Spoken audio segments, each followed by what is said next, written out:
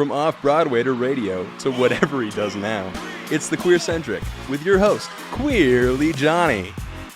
It's the interview so many of you have been waiting for. He's a columnist, he's an author, he's a sex expert, who you might recognize from his weekly column in Men's Health magazine, Sexplain It. He has gone and written a book right here. I have told you guys so many times to go buy this, so hopefully you have. It helps to untangle the culture of shame around sex and our bodies. And we are so excited to finally welcome Zachary Zane to the program. Thank you for being able to make time. I know you're busy. Yeah, thank you for having me on. I'm super excited here. We have been talking about you on our show, I can't tell you for how many weeks now, and how many messages I have got from people saying, do you have the book? And I'm like, yeah, you need to buy it. Like, don't ask to borrow it. We believe greatly in supporting the people that we have on, but so many people are so interested in this. And partly I think that's just because you're talking about things we don't talk about, not as blatant as you do in your columns or in this book. And so the book, you call it a memoir, and I think it's part self-help inspiration. Can you give people who haven't seen it yet or haven't read it yet, give us a little, little recap and a little nutshell? A little recap, a little elevator pitch here. Yeah.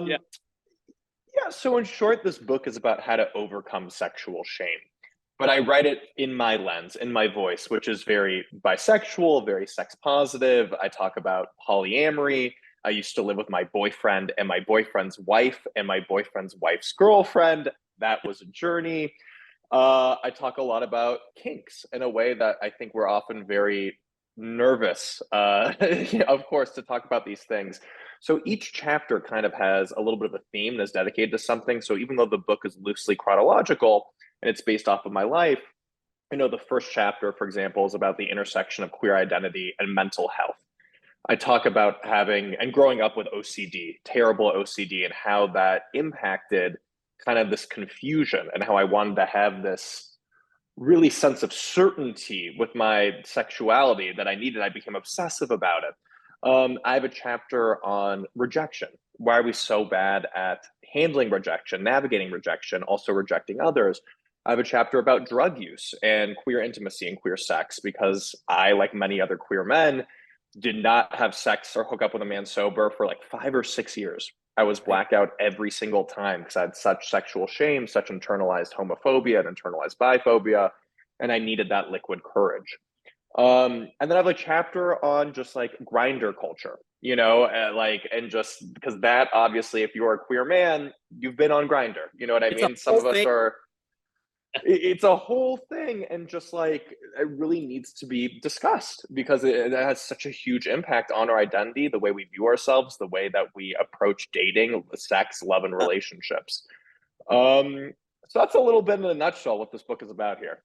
Basically, it's about everything we could ever want to talk to. We're very sex positive on our show, so this is natural for us to want to do this, but it never fails anytime we do a sex show. It's a tug of war. It's, people who don't want to hear it and people who are down for it. But there are way more people secretly down for it than would ever say it publicly. One of the things I have to say about your book is you do the smartest thing when I started reading it, and you provide a glossary of terms.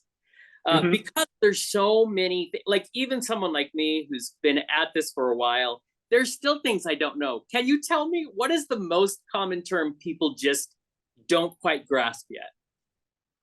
The most common term people like, I think it's not necessarily a term. I think it's sometimes distinctions, because we have a lot of words that mean similar things. So for example, I talk about bisexuality versus pansexuality. And there's even debates within the bi and pan community as to what these labels and identities entail. So then it's like, I'm trying to talk to my mom about this, and she's a 70-year-old straight woman and means very well, but she's like, I don't understand. I'm like, take a deep breath. You got this. But like, it'd be helpful if we agreed a little bit more, but I understand we don't. And for example, I have also like another distinction I talk about in clarifying is the difference between like ethical non-monogamy versus consensual non-monogamy versus just non-monogamy. So we have a lot of words that kind of mean the same thing, and I think, or have slight distinctions that are not universally agreed upon. And that's the things that people tend to have confusion over.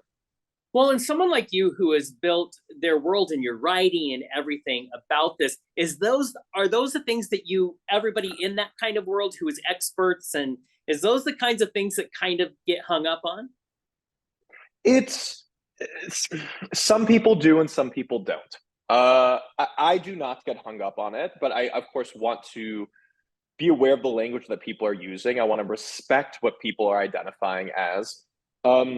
But at the same time, for me, talking about the distinction between like bisexuality and pansexuality, for example, where I use the word bisexuality, and people often ask me why, considering that you're attracted to all genders, do you say bisexual versus pansexual? And I say one of the things is, I write for Men's Health, and a lot of the people we get viewing my articles are from SEO, search engine optimization.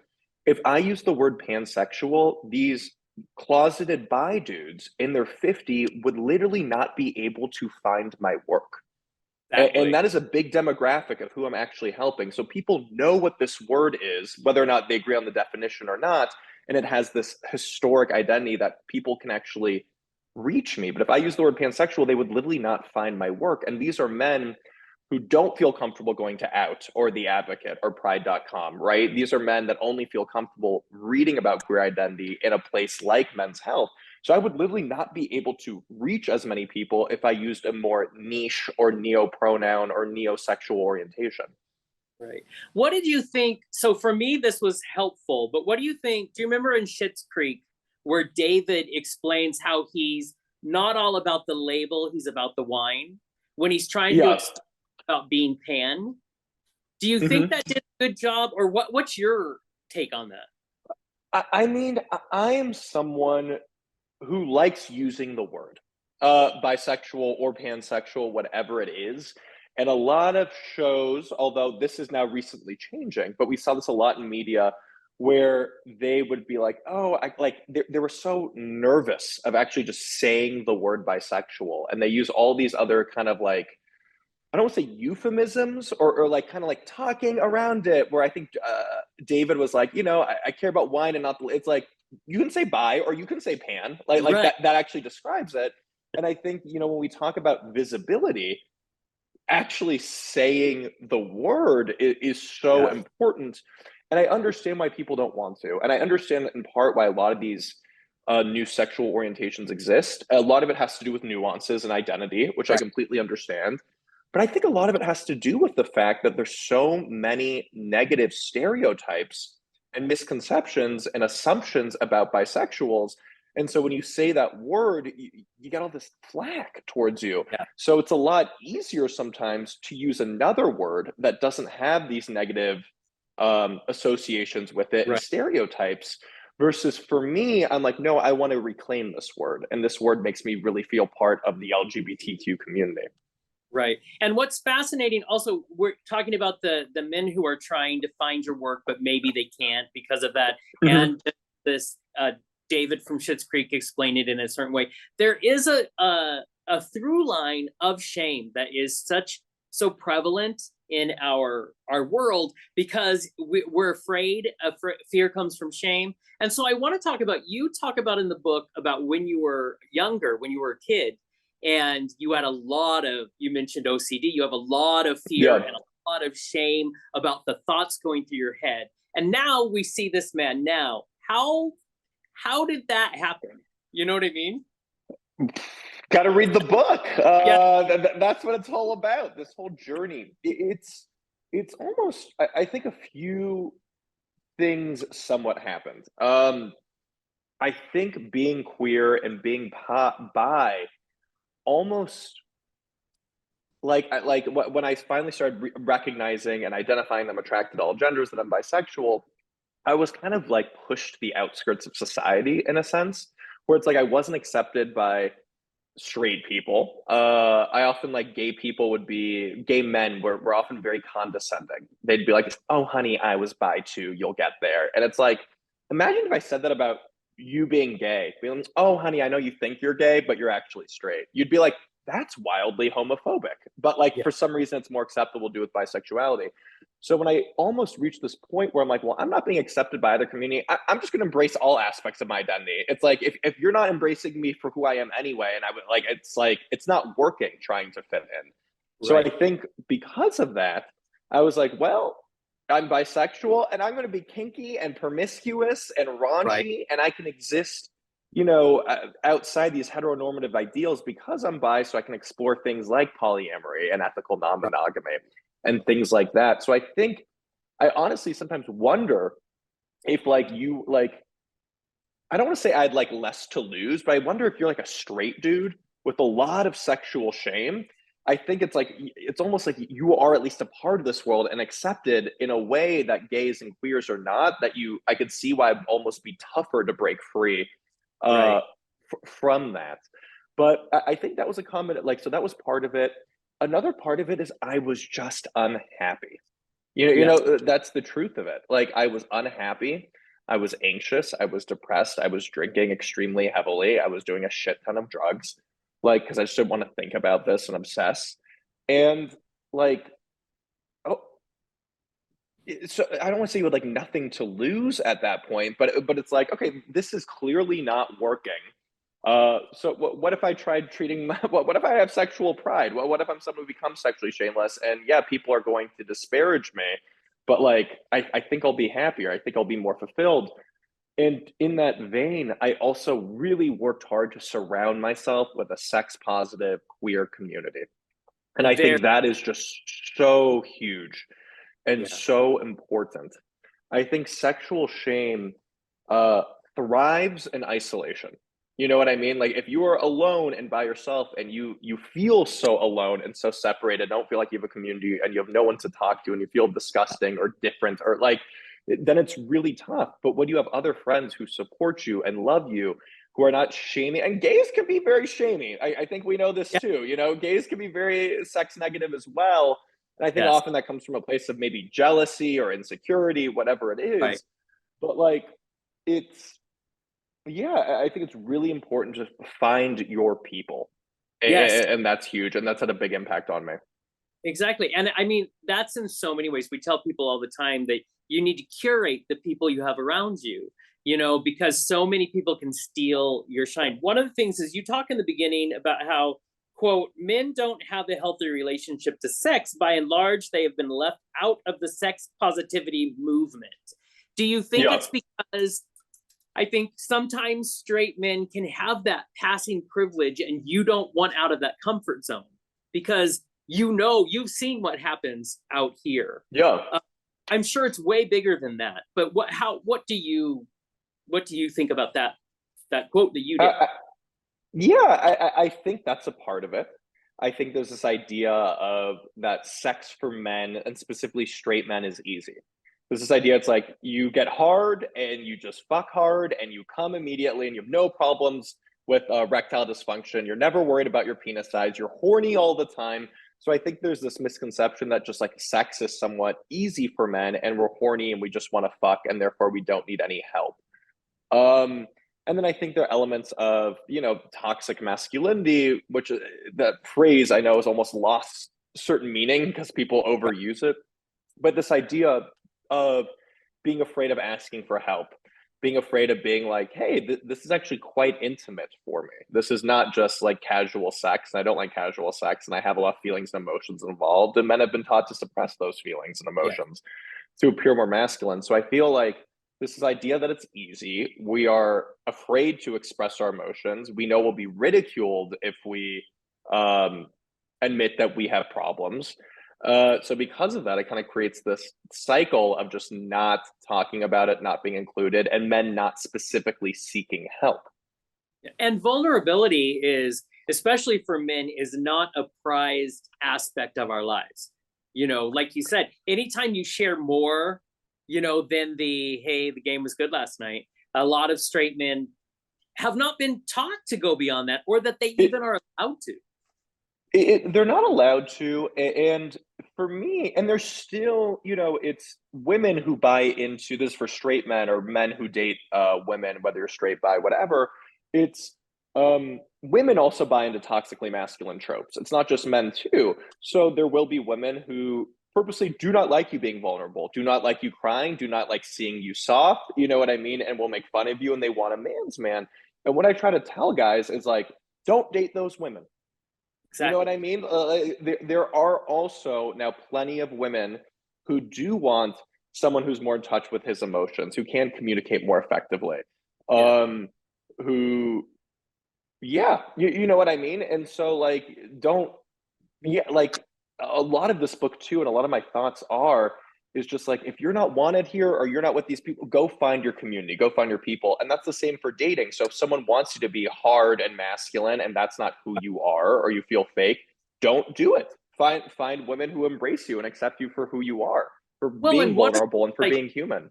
Yeah. One of the things I keep thinking is to be anything in your personality 100% of the time is not possible. A human being can't always be hard and masculine and all the time because he is a human. So to expect that of this person, there's a reason why there are so many, people having breakdowns and not, because you can't keep that up.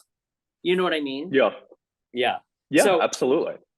I also wanted to say, you give a great quote in the book from Justin, I think it's Lehmiller, right? From the Kinsey Institute. Mm-hmm. Yeah. And you say he says one reason is that our ideas about sex and sexual morality have a long religious history behind them. So they've defined normal for us. So your book to me is all about trying to untangle that shame. And he's very true. It comes from so many decades and centuries of religion trying to tell us what is okay, because that's easier way to control us. Yeah. How do you build that? You're trying to build this amazing thing. Is it ever like overwhelming that's such a big idea to untangle? It's such a big idea to untangle. And I always try to tell people, like, you have to learn to develop your own thoughts and have independent critical thinking.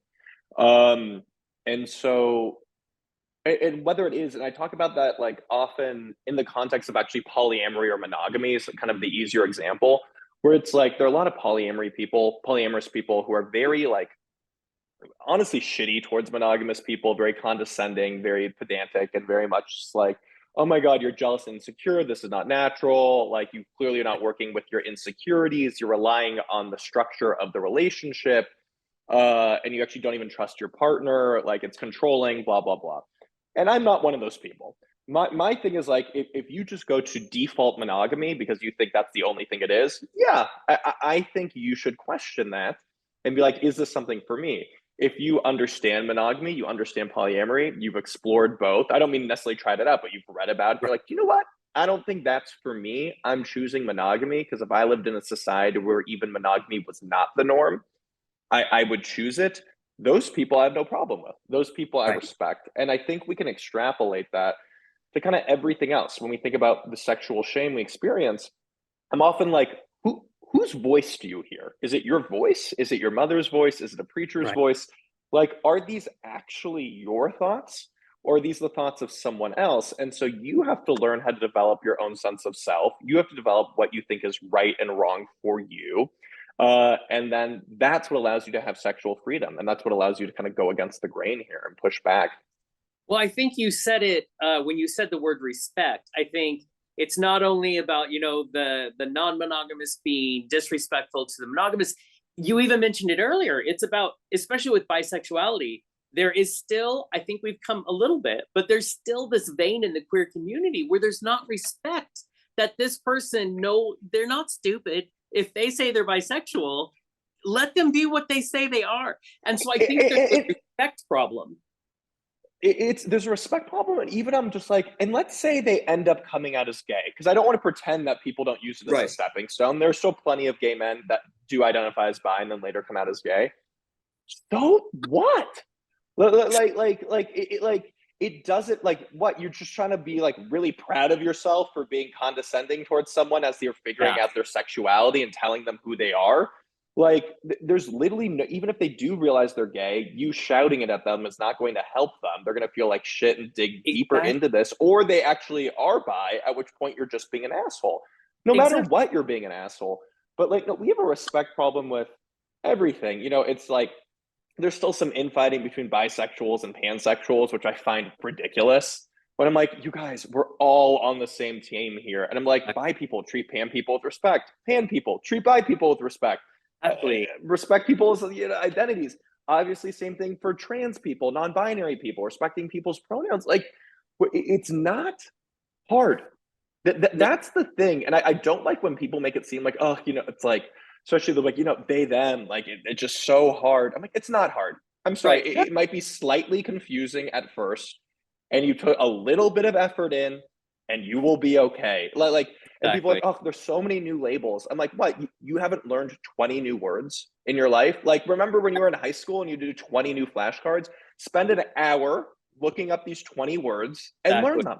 Like it's not that hard. And like people seem to be so discouraged by any slight imposition. And I'm like, fuck, like, yeah, everyone's like, how do you keep up with these labels? I'm like, have you not learned anything since you were 18? Can you, do you not have the, are you, like, I just want to be like, are you dumb? Like literally that's what it is. Like if you don't read books, then just say that, like whatever it is. But like, it's frustrating. It's just like, put in the minimal work to show that you respect people. Exactly. And I think of so partly I think we need to remember, like, do the compassion thing. Remember what it was like if we're queer. What was it like when you were coming out? Did you do well when people yelled at you and told you couldn't be queer? You know what I mean? It's like, remember, everybody's journey is their own, and it wasn't always easy for you. So maybe don't make it harder for people over here. And the other thing I think, shame is, especially in our culture, shame is insidious. It is some people who didn't even have a religious upbringing. It gets in there and they don't even know why they think that, but it's culture has put it in the back of their heads. That's kind of what I really try to lay out in the first chapter of the book, where I'm like, I grew up in the sex positive household. I had gay uncles on both sides of my family, my dad's brother, my mom's brother, like, and I knew it was fine to be gay and queer, and I still had so much sexual shame because, as you said, the word is insidious and it's pervasive. And like, so I picked it up from the media, I picked it up from my teachers, I picked it up from my peers. Like, unless if you live in a nudist commune in the middle of Idaho without any internet, and you like, maybe you don't have sexual shame. But if you exist in a society and you grow up in the world, then yes, you're going to experience it and internalize it. And I think that we are taught this whole comfort thing, which is, if your path is going this way and my path is going this way, this person is always like, you know what, if you just come over here, I'll feel better. You know, because when we need to celebrate that there's so many ways. My hope, like, I'm on the gay spectrum for sure, but my hope is, like, I see someone like you, and can we just evolve to where everything, you know what I mean? To where it's less about these reasons we're different, and it's more about just, and I know that's a hippie-esque thing to think, and maybe it's not going to happen in my lifetime, but that's what I wish we could get to as humanity. I mean, that's the goal. And I mean, even hippie or not, like, no, of course, that's my goal as well. But like, and it's recognizing, you know, the people who are not respecting other people, the people who are, whatever it is, questioning or being antagonistic or being catty, whatever it is, they're not happy people.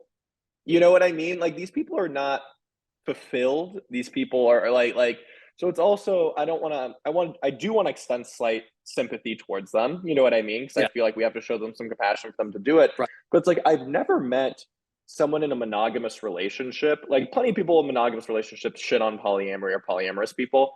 Never met someone in a happily monogamous relationship shit on a polyamorous person. They're like, oh, that's interesting. I don't think I could do that, but if it works for you, I'm happy. It's only the people who are like, I'm miserable in my relationship. You're not. This is an option that I am not taking, even though I want to take it, or at least am enamored by it, you know, and I feel very stuck where I am.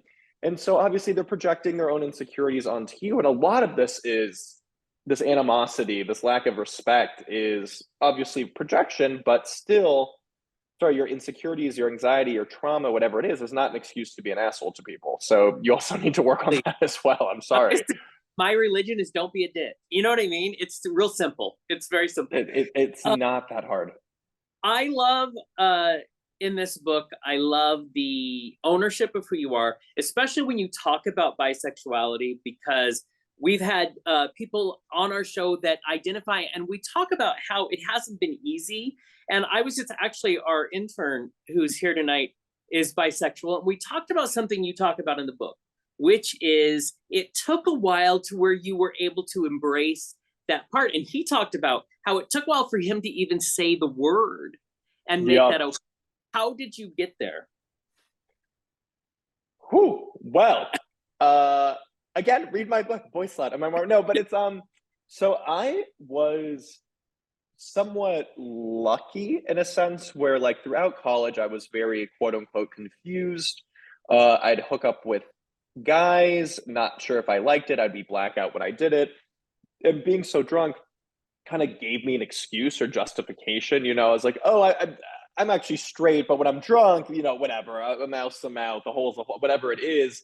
And no one kind of told me, like, well, if you do it drunk, you probably might like it sober. You know what I mean? But but I was really confused and had a lot of like sleepless nights where I'd be like, what am I? Am I gay? Am I straight?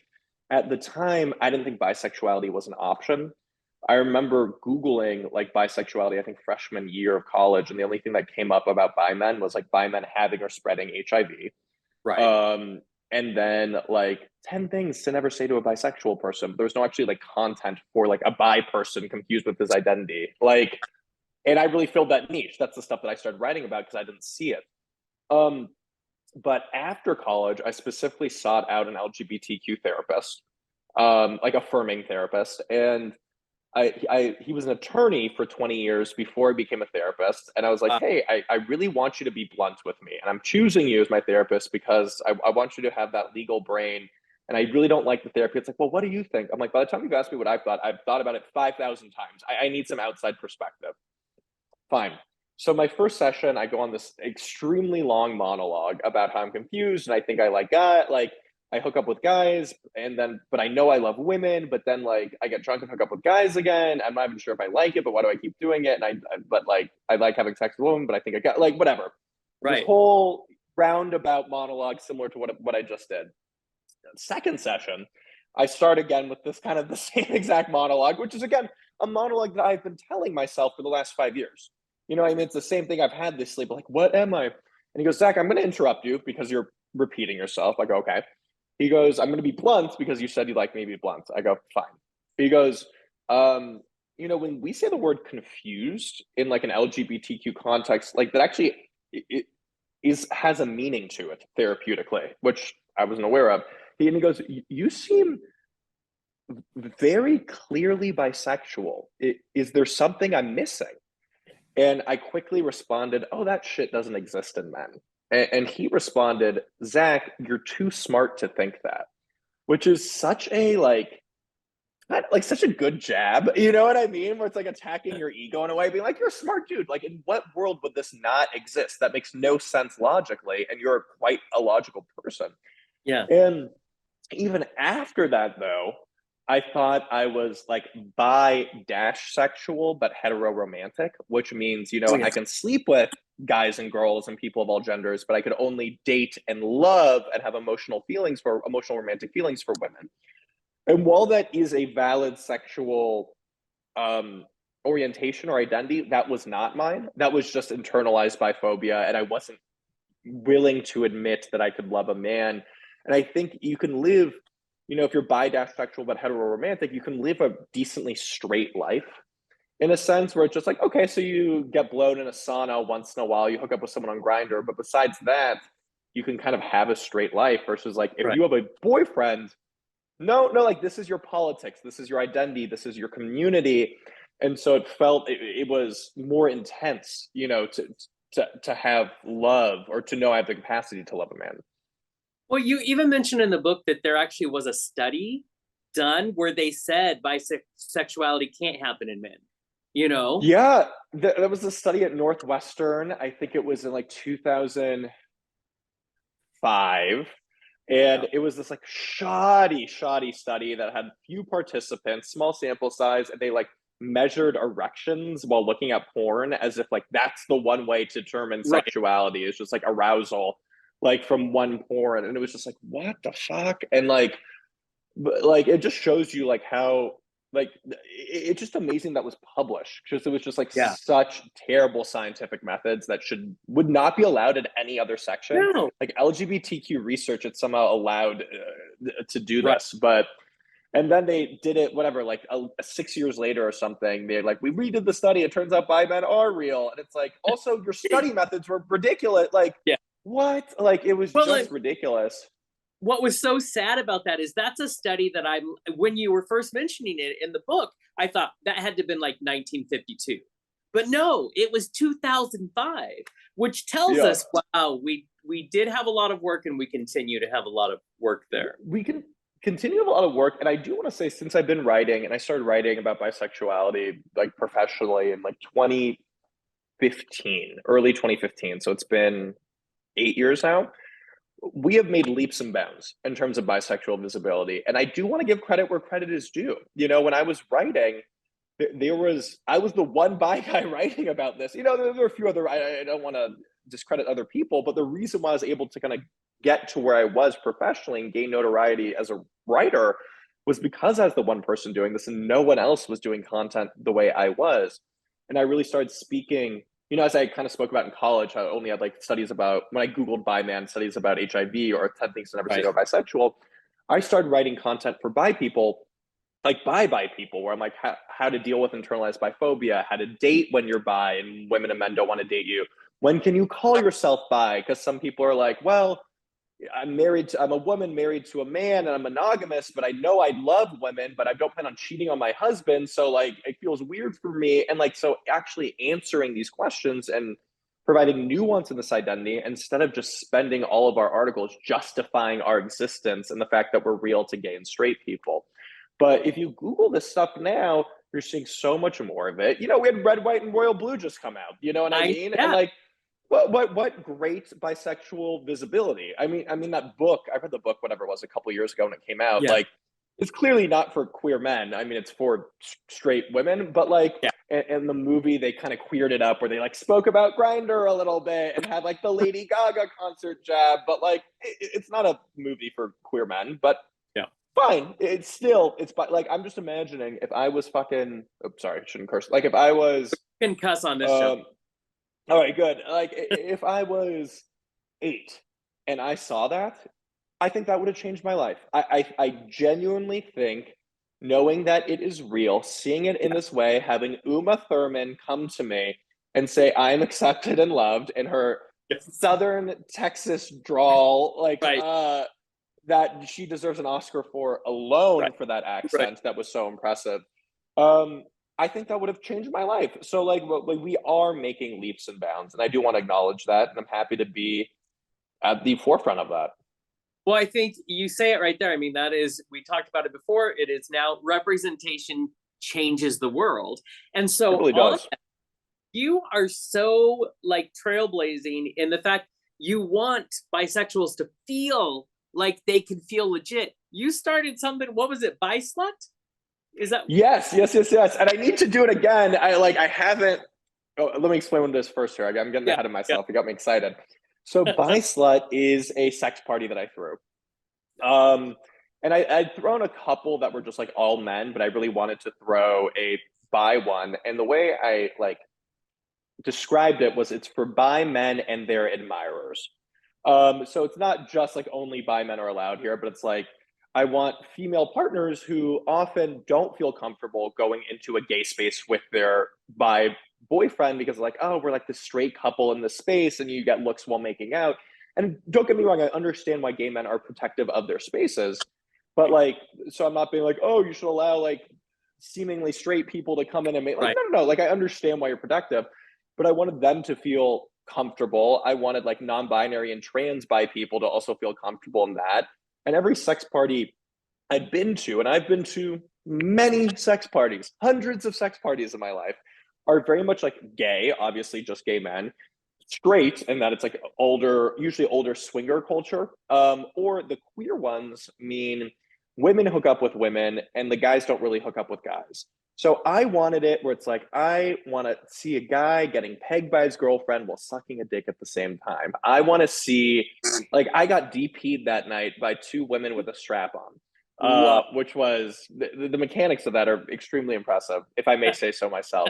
But like, and the thing is, you know, it's very easy to reduce this to be like, oh, it's just about sex, right? Like that's not big of a deal. But I had a few guys come up to me, and this one guy comes up to me and he's like shaking, and he's wearing a harness over his shirt, and maybe a little bit older than the average age there, maybe late 40s. I'd say the average age was like 30 something, early 30s, and like he comes up to me holding hands with this woman. He goes like, hey, I read your work. I came out as bi. Like me and my wife were like on the fence. We almost broke up. I came out as bi. Our relationship has never been healthier. I wanted to thank you.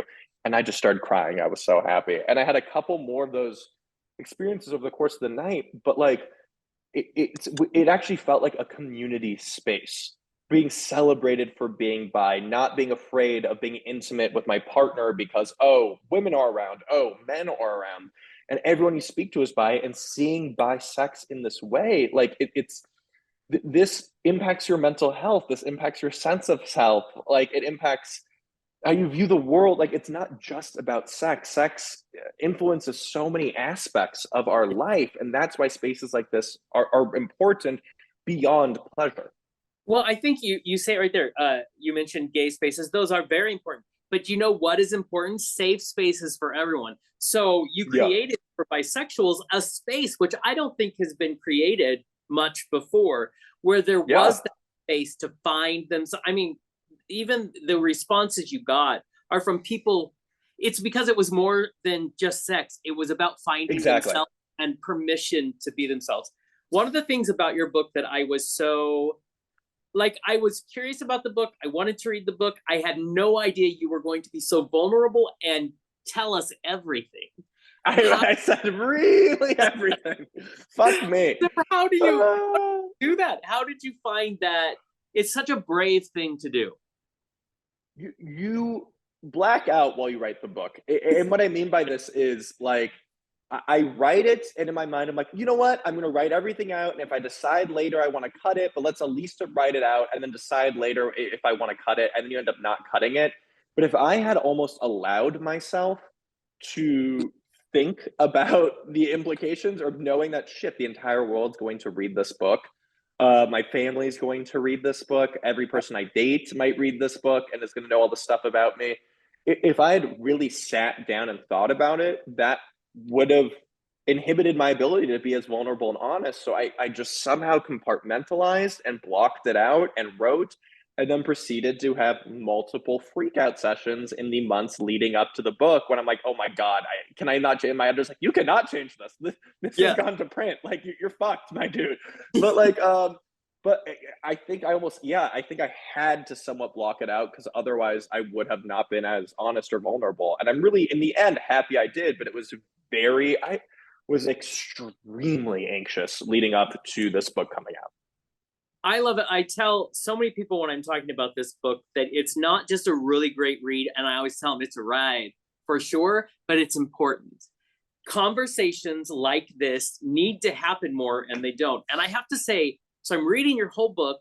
You are so open about everything, and yet I can read in your writing when you get to the kink part, where you get to talking about being on that panel, you can feel that there was trepidation, and so it meant even more to read that, oh, he's going to tell us something that is this is going to happen. And you did it. And that has to be, that's a huge like breakthrough, I would say. And I think that is probably one of the, if not the most important chapters. In a way, I think kind of some of the most important chapters were the ones that I received the most flack for, which kind of makes sense because it's the stuff where I'm not just being like, oh, like be respectful of bisexuals, which is like, I feel like most people can agree to that, but the stuff that might be a little bit more controversial is the stuff I've received more slack for, but the stuff I think is the most important. That one, I think we all, or not all of us, I think there's some people who are perfectly vanilla and very happy being vanilla. but a lot of us have so much shames for our desires. And I get this as the sex columnist at Men's Health. There's so many questions that are just the question directly underneath is, am I normal? Is this normal? Is it normal that I want to have someone piss in my mouth and call me a faggot? Like, is it normal I want to get spanked and let on a leash by a MILF? And it's just like, kind of by first I try to like dispel that there's no such thing as normal. Like the one thing that's normal is actually being abnormal, and we all have different kinks, and that's kind of the point. And then being like, even if you have a kink that has a 0.01, normalcy is often like equated to prevalence. So they want like, am I normal means like, do other people have this? And it's like, that's a faulty premise. Even if no one else has this, that doesn't make you abnormal. Makes you more interesting, makes you have a niche.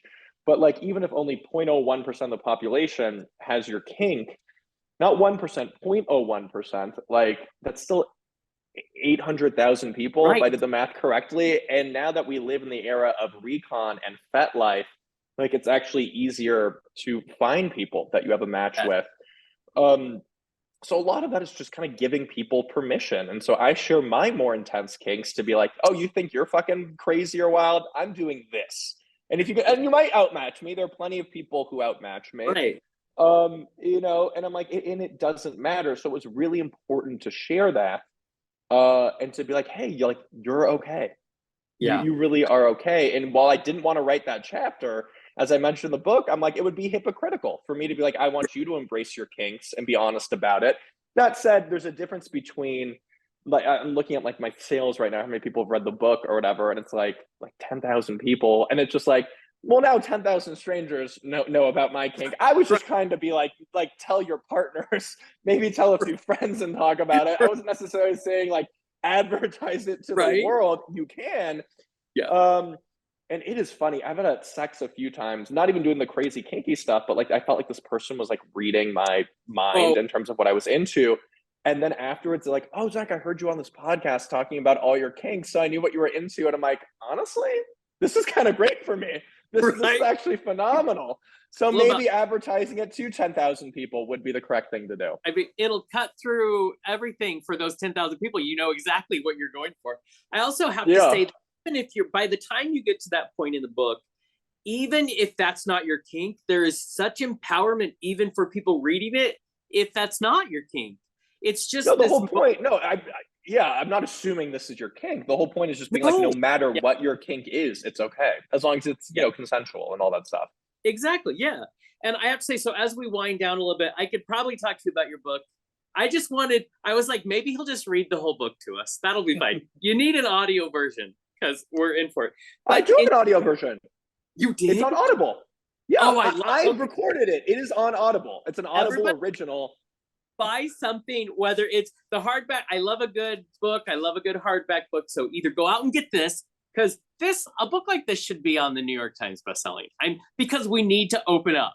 You know what I mean? I really wanted this book to be on the New York Times bestseller list, and it was not. And of course, everyone wants this. There's still an opportunity, especially when it comes out in paperback, because sales have been good. People really like it, but please, we have. I want to make sure it's reaching the right audience. We're in a sometimes very conservative area over here because we're in Eastern Washington. But I've had so many talks with people going, call your bookstore and see if they sell this. I want to know, because those are the bookstores I want to support because they're not afraid. You know what I mean? Yeah. So, okay. So I want to, as we wind down, I want to ask, in your opinion, with this, how do you, because I feel like the book is about dismantling a culture of shame, especially when it comes to our bodies and sex and all of that. Mm-hmm. How do you even begin? Like, if you were giving someone advice about how they can begin in their lives to dismantle this culture that is so prevalent, what would you say? I mean, so tough to where to even begin. I mean, get into therapy, always to look on these issues, see where it comes from. I always try to say, like, get to the root of your shame. You know, like, really, when you figure out where it is coming, who it is coming from. Okay, this comes from the fact that I was brought up in this church that told me this, and you're able to pinpoint it, then you can kind of then give it the middle finger and move on. But if you just can't pinpoint it and it's just this nebulous shame, it's very difficult to overcome. So I think really trying to get to the root of it, unpacking it. I think reading as much as humanly possible, reading books like BoySlut. There are many sex positive books out there. A quick Google search will show you. Make sure to read those books, read articles, and again, surrounding yourself with a sex positive, shameless, shame-free community. And so if you're around other people who are judging you for your behaviors, you're not going to be able to overcome it. You really need to find that community. And I know that's hard. That might be like you have to uproot yourself or like find completely new friend groups. I'm not saying that is easy.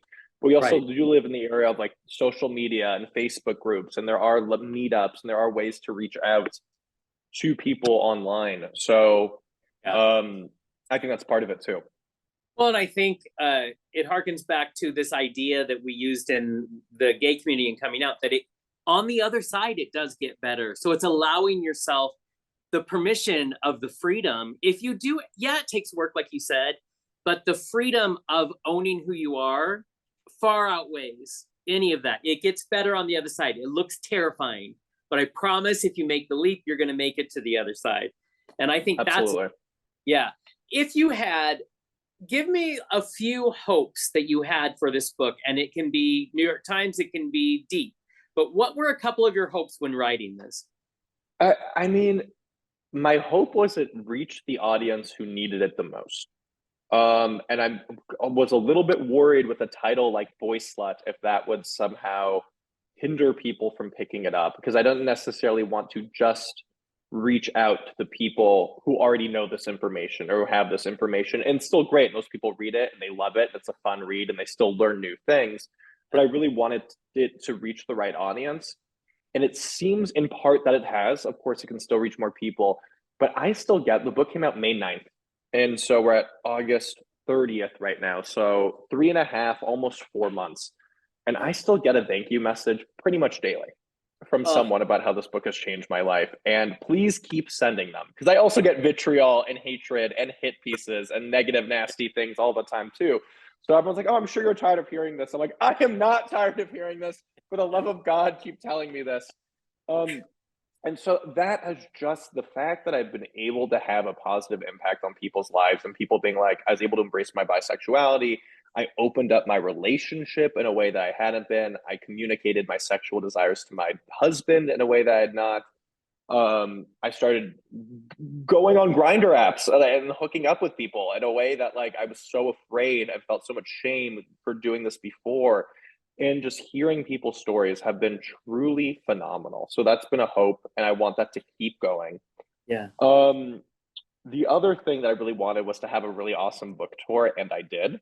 So that was very cool. And I was all over. I was like LA, SF, Chicago, Boston, a bunch of New York, Nashville. I was in Missoula, Montana for their Pride. I was asked to speak. So close to me. So close. Right? A stone's throw away. And like, that was pretty cool when I get to see readers who've been reading my work for so long. I'm like in Nashville, and a lot of people like came up from like rural Kentucky 2 hours away to see me because they were like so excited.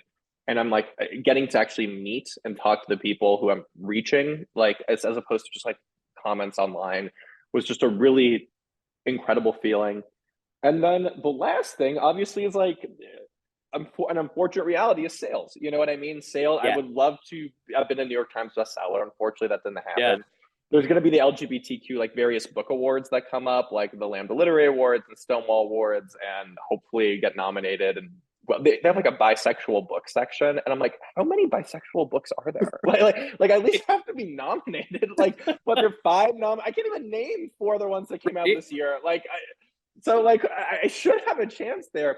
But it'd be cool to get a little bit more public accolade, and I know that's like, but like it matters and stuff like that. So like sales and a little bit more awards would be kind of cool, and that's the last thing that I haven't quite received just yet. But there's still definitely hope. And there's got to be hope. I have to say thank you so much for spending time with us. It's been highly anticipated for me to interview, but also for the people I've told that we were going to interview you. And if you were one of those people, go out and buy the book. We need to support important work. And this is here it is. Up there it is. So I was using it to boost up my computer here. Right? But here she is, all of her glory. Love it. BoySlut, a memoir manifesto. And it's so worth it. Like I said, very important. And also, we barely scraped the surface of what you will get when you read this book. There's so much more to it, which is why it's exciting. So I would suggest to anybody, if you like a good read and you want to learn and grow as you do it, please go get this book. Call our local bookstores and encourage them to sell it because, sir, I'm so excited that you have done this. Yeah. And I know you did a book prior to this you partnered up with someone.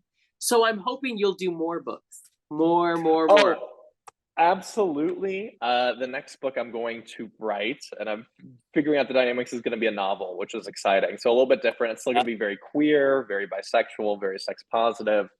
But it's like I wrote my memoir. I can't write a memoir every 2 years. Like I said kind of what I wanted to say. Right. And so kind of moving on from that. One other shameless plug. So I have this nonfiction erotica zine. That's like kind of like my Substack, my newsletter. And that is also called BoySlut, which is either great branding or confusing. I still don't know yet. But that differs from the book. That is just like raunchy, real sex stories. Yes. So like I have a lot of wild sex. It is graphic. It is explicit. You will absolutely come to it. And I also have other writers now submitting. So I get 1 or 2 pieces from someone else that I edit with and work with. And that it's been this passion project that like blew up and people love it. And I love writing it. So it's a really fun thing. So if you Google BoySlut, it will come up. It's on Substack there. And then my Instagram is Zachary Zane underscore at the end is the last one. And I have to say, all of those stories have the greatest titles because how can you not stop and read it? There's no way. I very much pride myself in my titles. My titles in the book were good. The chapter titles and the and the titles like are just so over the top and ridiculous that I like pride myself in my titles, and the fact that I've been known for it makes me very happy. So the fact that you said that actually brings me immense joy. So I appreciate it. Oh, of course. Thank you again. This has been an amazing experience for me. So remember, everyone, our show drops every Tuesday at thequeercentric.com. Check us out on all our socials because every like is more important than you understand. Also, check our guest out. Amazing work, amazing writing. Very much, all of it is worth it. Not just this book, but all of your work. So thank you, everyone. And to everyone out there, we will see you next week. Bye.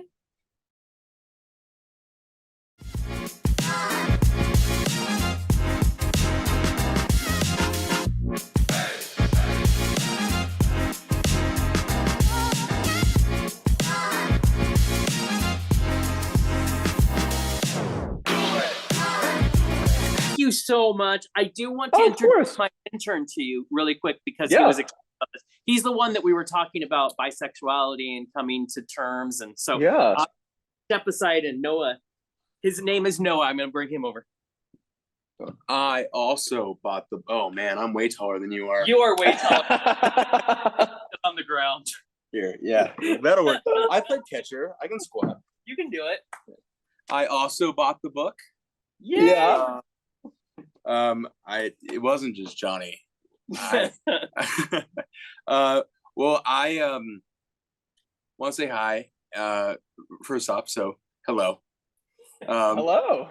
And my dad, when I was a kid, had a subscription to Men's Health magazine, and one time, it was when I was like a real kid, so I was probably maybe 7, and I saw the small headlines on it. I don't know what those are called. They're on the cover, and it said why you shouldn't masturbate. And I saw that, and I was like,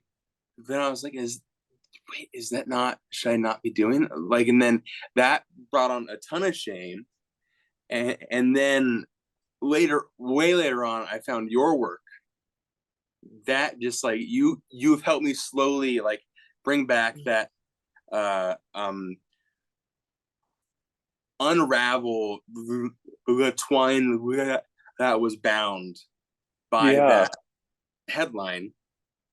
You've helped me just immensely with that, and now I mean like Jonny said, for a long time I struggled with the am I gay enough to call myself bi? I mean, I've only ever dated women, and it was my only experience was just a one-off thing with my childhood best friend. And when I realized that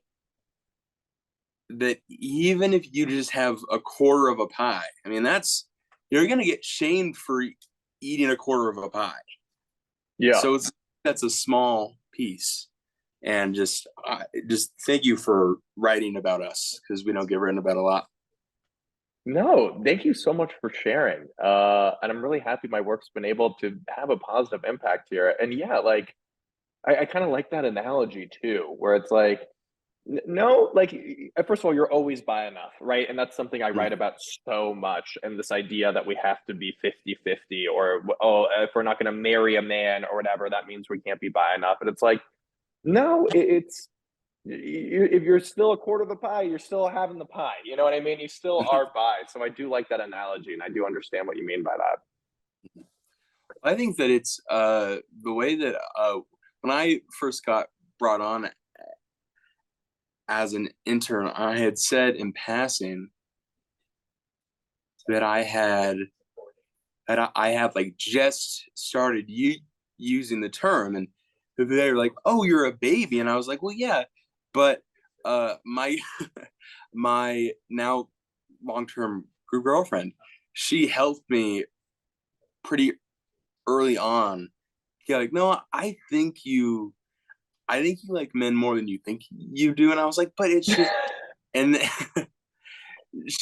she woke that up in me, and now we watch La La Land, and we're both watching Ryan Gosling. I mean, and so it's just it's enriched my life in a way that I never thought a label would. I think that's Yeah. neat. I think that you love that you embraced it, and the colors here on the cover.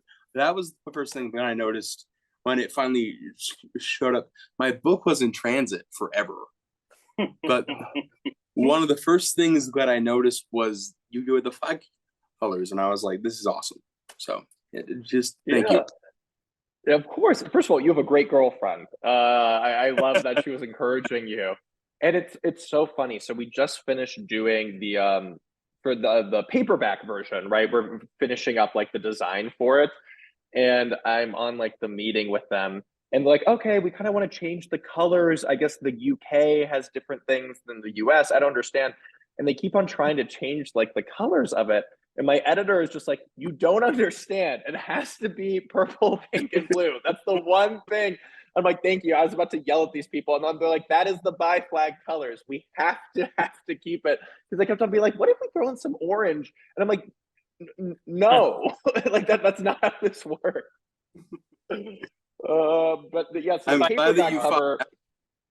Yeah, the paperback Very cover is good. going to essentially be this, except instead of it being like black in the background, it's going to be like hot pink.